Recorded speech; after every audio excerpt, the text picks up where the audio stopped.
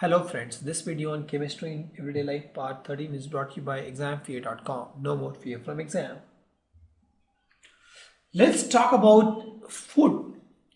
In food we have chemistry involved.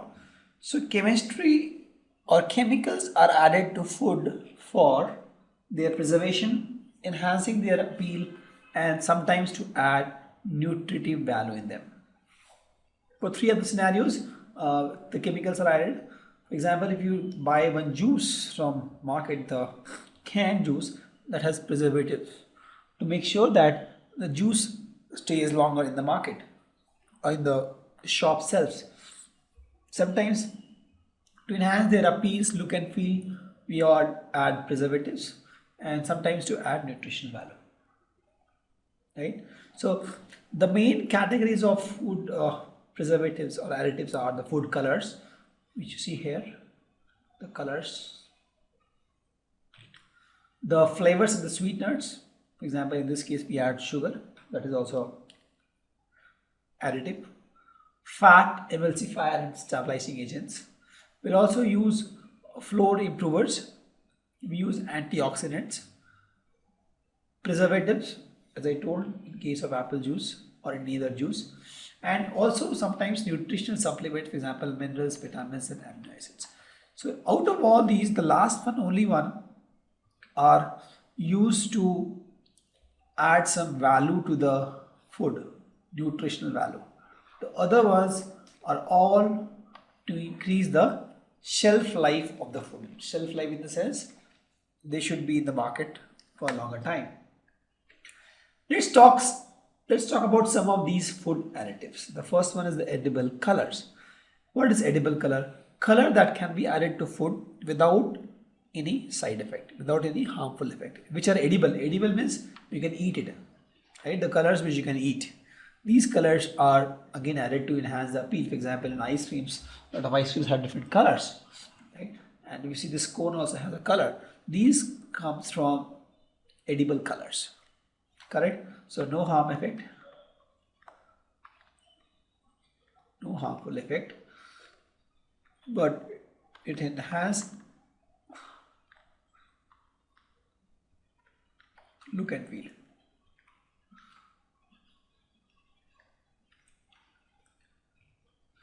The next is antioxidants. See, antioxidants, they neutralize the free radicals which cause aging and degeneration of body tissue. Antioxidants, so what they do is they prevent the damage of cell proteins, the lipids and carbohydrates. Example is vitamin C, vitamin E. What they do is, see again I'll repeat the definition, they neutralize, they neutralize free radicals, and these free radicals cause aging. Right? So they neutralize free radicals. For example, vitamin E and C, they are electron rich substance. Correct. So they can donate electron to these free radical species, to age causing or degeneration causing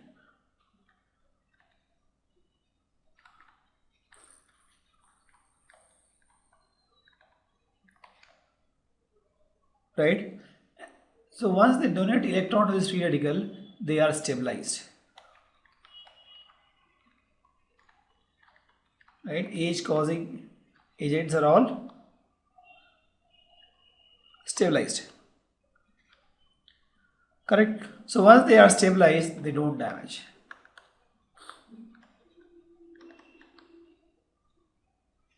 They don't damage cells or tissues. See, there are some age, what you call age causing free radicals. Okay, since they are free radicals, they are active, right? Free radicals, they are active. They are active and they damage tissues and cells. This vitamin E and vitamin C, they have a lot of free electrons. They have a lot of electrons. So they give electrons to these free radicals and tell them be happy, don't damage tissues and cell. So once they get these electrons, they become neutral and they don't damage tissues or cells. The next is artificial sweetener. This is my sugar, artificial sweetener. So see, the natural sugar which you get, the natural sugar or natural sweetener, that is my sucrose, that has a problem. What is the problem?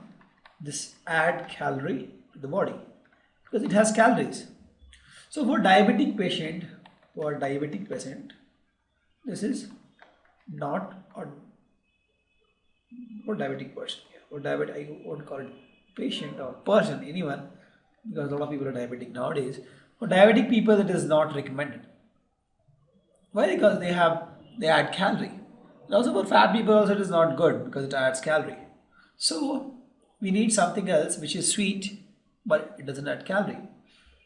So the first compound that was found that is sweet, but it doesn't add calories, saccharine. This is the structure. It is almost 550 times sweeter than the cane sugar,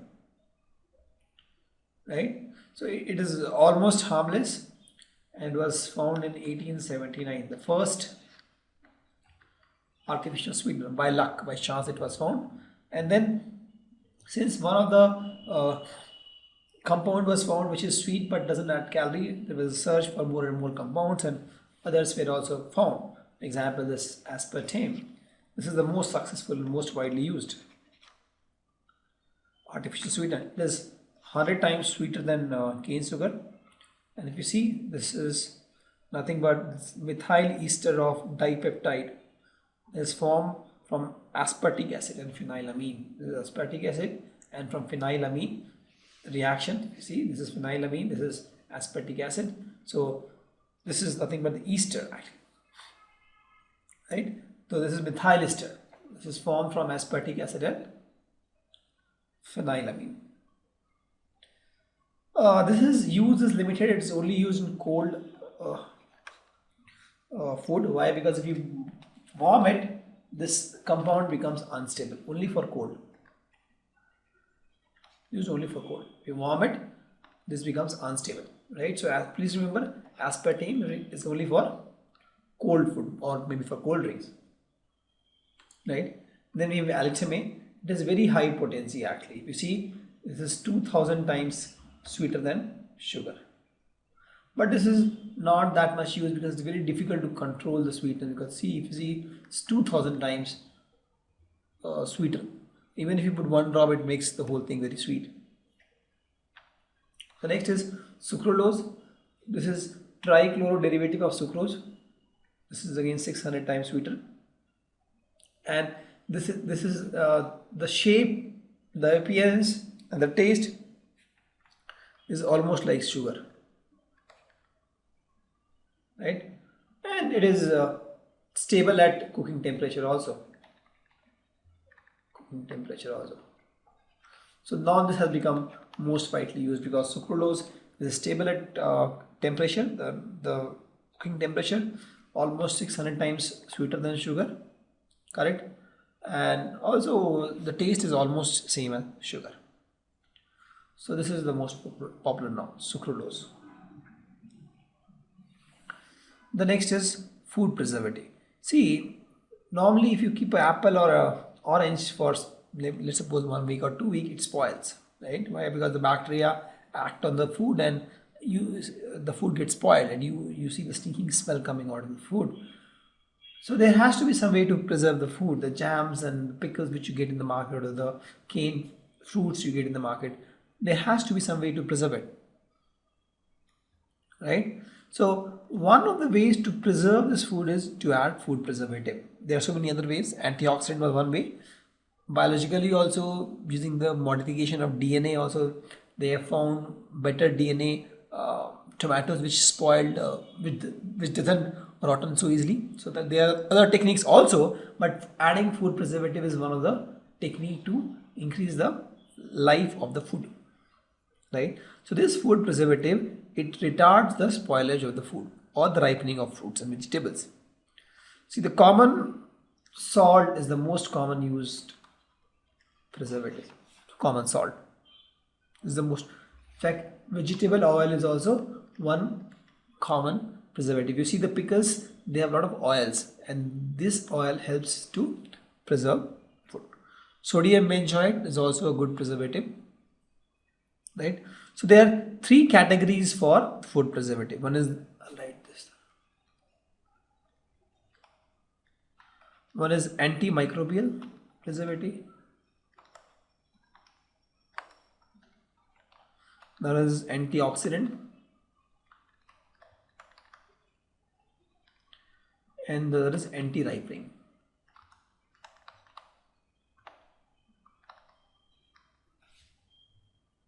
Correct. Antimicrobial will inhibit the growth of bacteria, yeast, and all those things. Antioxidant we just discussed. So what this will do, this will remove the oxygen actually. So it will retard the chemical reaction which breaks down food when comes in contact with oxygen. So for that it will remove the oxygen from the substance. So oxygen is less, the reaction will be less, and the food will be spoiled not so easily. And anti-ripening is used to preserve fruits and vegetables, because fruits and vegetables ripe easily and they get spoiled. Correct. So three types: antimicrobial, it kills the bacteria and all; antioxidant, it removes oxygen so that the reaction doesn't happen and the food is preserved; and anti-ripening is generally used for preserving fruits and vegetables. The next important. Thank you. Visit examfear.com to watch more videos, attempt free online tests, get free study materials, find tutors and mentors, and much more. Thanks once again.